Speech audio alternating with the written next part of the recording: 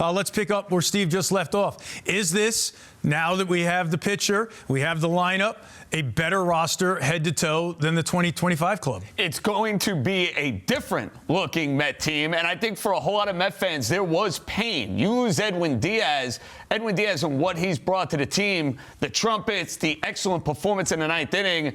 And then you go to Pete Alonso and what he provided on a night in and night out basis. And you're wondering what the pivot is going to be, what the transformation is going to look like. Ultimately, the 2026 season is going to take shape, and you're going to know full well, are the Mets a better team than what they were a year ago, or did they get it wrong? Here's what I would say. They're a far more balanced lineup. I think that's obvious when you look 1 through 9. They don't have as much power. They're not nearly as top-heavy, but they're far more balanced with the idea of adding Robert, adding Polanco, adding the contact bat of Bo Bichette. And from a pitching standpoint, they're clearly better within the rotation. We were complaining the entirety of the 2025 year.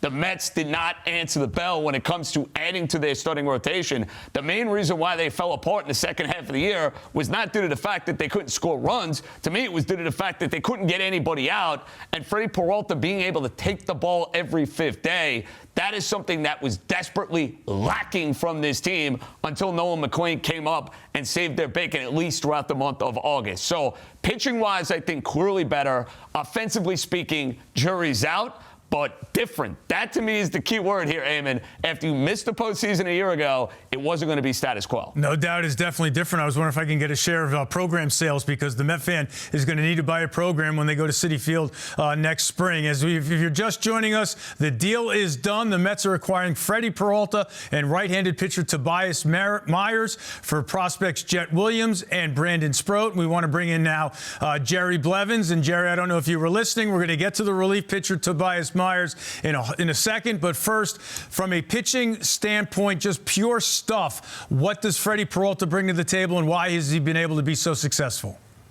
Yeah, thanks, Eamon. Yeah, this is great. He brings true front-end talent. This guy is durable. He knows how to last long into a game, and more importantly, into a season. This is what has been lackluster. This is what the downfall of the first real signs of struggle for the Mets last season was. None of their starters could get them to that fifth inning, even the fourth inning at times. This is what Freddy Peralta does. He has a tremendous fastball. He knows how to miss barrels, and he can move the ball around. He's got a great changeup to go with that, and he throws a ton of strikes. He's not afraid to walk guys, understanding how to get guys to chase, but he's a smart pitcher as well as a very good pitcher. They got a top 15 pitcher. This is what puts them over the edge.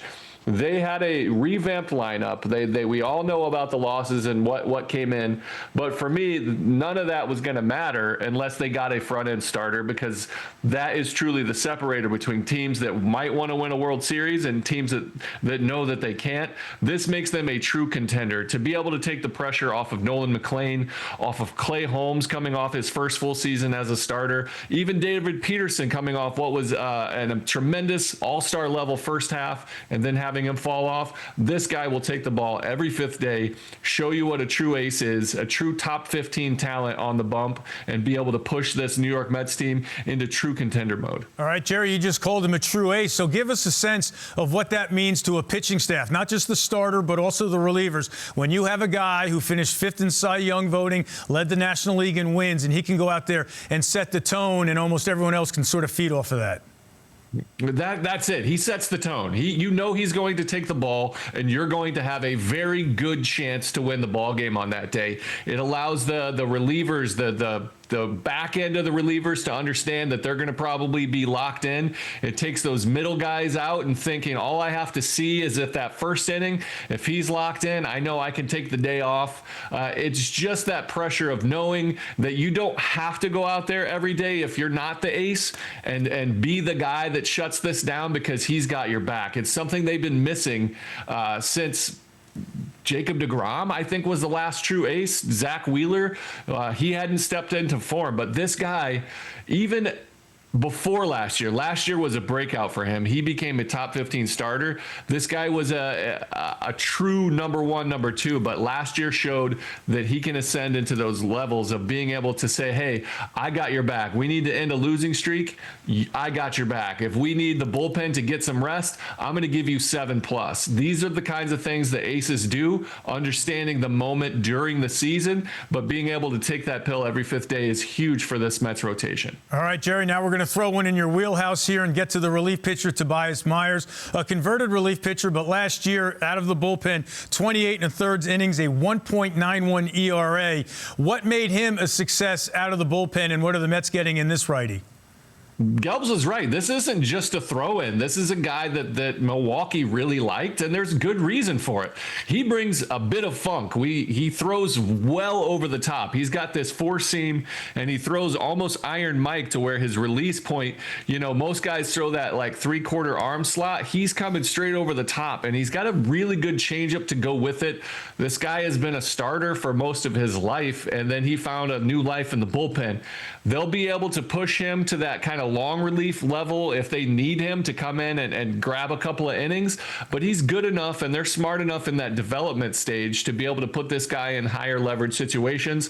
He won't need to be there, but he's going to be a key part of that bullpen, and if they need it, add to even that greater end depth of being a starter, because he's capable of throwing out there and getting 5-6 innings too.